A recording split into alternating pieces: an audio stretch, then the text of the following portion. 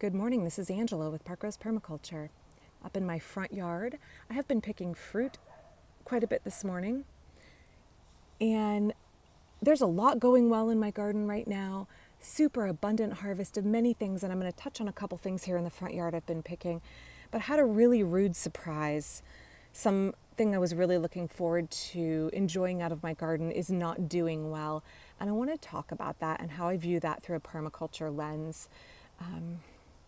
Even as I'm struggling with some feelings of disappointment, what lessons I can take away from that. So first, let's look here. So I moved this ladder, my beans are done, and I've actually put in a rambling rose here that I got out of the clearance bin, and that's gonna wind up through here. I'm hoping to eventually have a rose arbor and a rose and willow arbor maybe right here. So that's why some things look different. Now again, we're in September, so some parts of the garden are looking real sad. I have lots and lots of chop and drop where I've pulled up spent things, thrown them on the bed, because those will break down in place and they will just contribute to the soil fertility. So I was back in the backyard picking damsons this morning. The first flush of damsons, you can see a prune plum there for comparison. I'm going to be making damson gin, which is like sloe gin, and I'm going to be making jam from this first wave, and then I'll have another bowl about this big soon over the next week or so, and I will freeze those also to make jam with, because damsons, check out my video on damsons, they're just so good, make such great jam.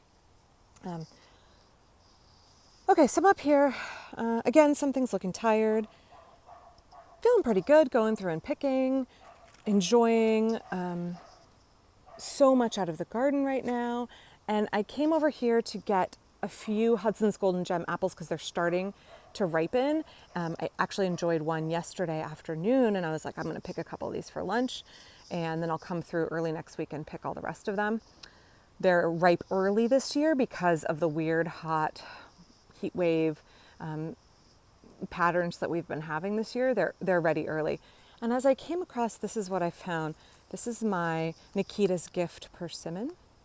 And I noticed, well, where the heck are all the persimmons on it? What is going on? They should be ready in about a month.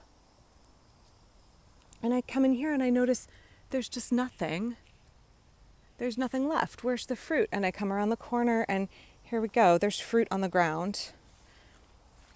And what I have found is that these have all dropped while they are not yet mature. This one has got some yellow on it because it's been damaged where it's been nibbled on. But nobody's going to want to eat these. They're very astringent at this stage. But they've dropped them all when they're not ready to come off the tree yet. And I'm really, really, really sad because these are delicious little persimmons. And I've lost the entire crop. Well, there appears to be like 2 hanging on. So what a rude surprise. What a sadness. Just dozens of these guys all over the ground, green still, not ready to be picked. So what happened, and how do I examine this through the lens of permaculture? So this is a young tree. Persimmons tend to be slow to grow and slow to start fruiting, and I was really surprised the last 2 years this has flowered and fruited well. This year, much better fruit set than last year. So I was really hopeful. But in young trees, when they get stressed, they want to put their energy into preserving the tree, and so they will abort all of their fruit. So I think the weird cycles of heat and cool nights, and then like a cooling off, and then another heat wave, I think it's screwed with the plant's, ability to hang on to these fruit. So I've lost dozens of fruit that I was hoping I make a persimmon bundt cake every year for Thanksgiving. And sometimes if I have enough, I make another one for Christmas. I love, my friend Jan introduced me to frozen persimmons. Holy cow, it's better than ice cream. It's like eating frozen brown sugar. I'm just really sad that I've lost these because they're a really great, super sweet, high brix fruit to enjoy in the winter. And in permaculture, it's okay to be disappointed and things fail. But in permaculture, we can be okay with that because what we have is a design for resiliency. Don't worry, I'll be taking some of these guys in and seeing if they will ripen on the counter. They're not going to, but in vain hope, I will bring them in the house. but they're not gonna. So we plan for resiliency. We design for resiliency. And what does that mean? Resiliency is your bounce back factor. It is the elasticity of your design.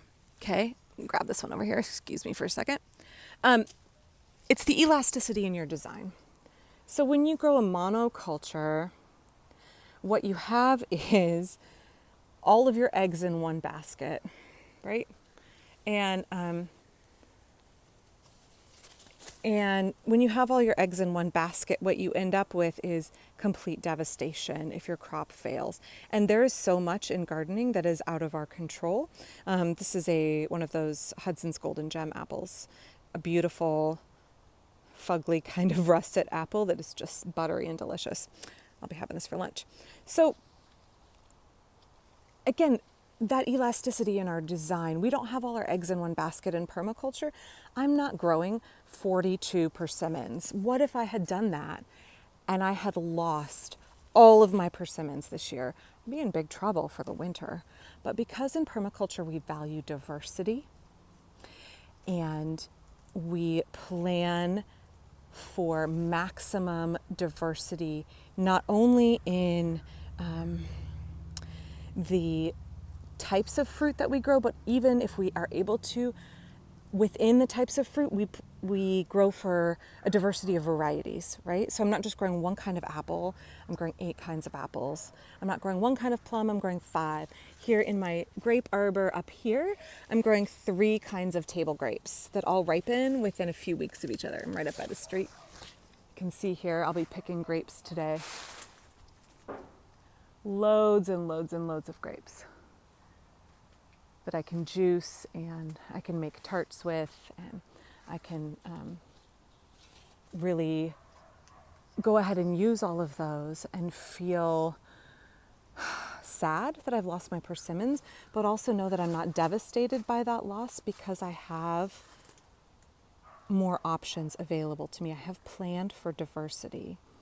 And I'm not sure if I've talked about this before, but when folks come to my garden, when I teach workshops on site, I often talk about how I plan for 20% failure. So it looks like, how the heck can you use all of this food? How can you possibly eat all of this, or process all of it? I plan for 20% failure. Wildlife getting it, weather conditions out of my control, disease factors I hadn't planned on. And that way I'm still getting a comfortable, consistent, reliable production in my garden. If we have an incredibly cold summer, I remember several summers ago we had one where I got almost no tomatoes. And what I found was it was cold, I didn't get any big beefsteaks. My tomatillos did fantastic. And so did my Inca berries that summer. They were thriving in the cooler, long summer. And so because I didn't put all my eggs into the tomato basket, I was able to have a number of other nightshades available to me that didn't need as much of a hot summer.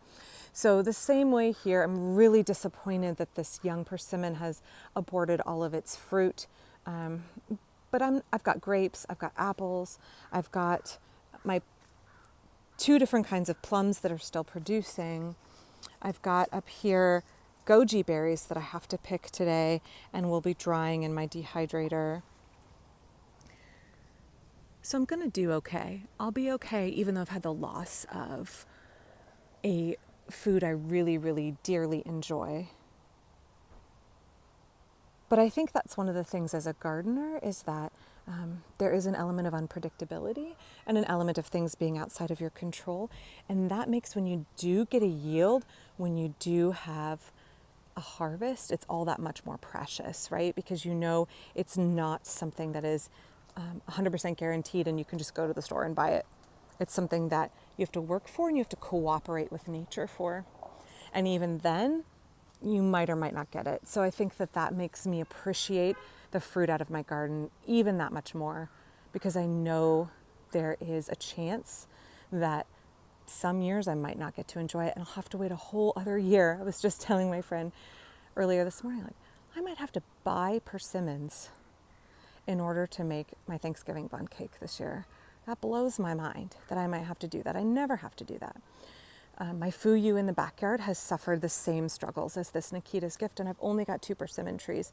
But there's a lot of folks in my neighborhood who have persimmons, and at the local Asian market, I can get locally grown right here in Portland persimmons. So I think that's what I'll be doing.